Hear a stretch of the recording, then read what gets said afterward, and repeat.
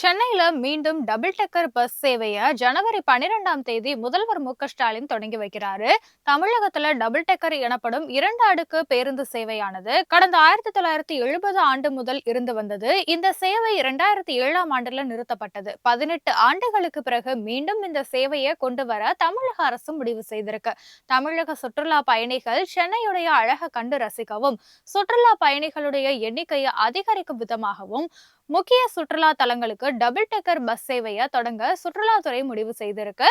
அதன்படி அமெரிக்க வாழ் தமிழர்கள் நிதி பங்களிப்போட முதல் கட்டமா குளிர்சாதன வசதி கொண்ட ஒரு மின்சார டபுள் டெக்கர் பேருந்த அசோக் லேலாண்ட் நிறுவனத்துக்கிட்ட இருந்து சுற்றுலாத்துறை வாங்கியிருக்கு. இந்த பேருந்துடைய சோதனை ஓட்டம் நடந்து முடிந்துள்ள நிலையில முதலமைச்சர் ஸ்டாலின் ஜனவரி 12ஆம் தேதி பேருந்து சேவையை தொடங்கி வைக்கிறாரு. அடையாறுல இருந்து மாமல்லபுரம் வரைக்கும் இந்த பேருந்து இயக்கப்படுவதா அதிகாரிகள் தெரிவிச்சிருக்காங்க. சென்னையில மீண்டும் டபுள் டெக்கர் பேருந்து சேவை தொடங்க இருப்பதால குழந்தைகள் முதல் பெரியவர்கள் வரை மகிழ்ச்சி அடைந்து இருக்காங்க.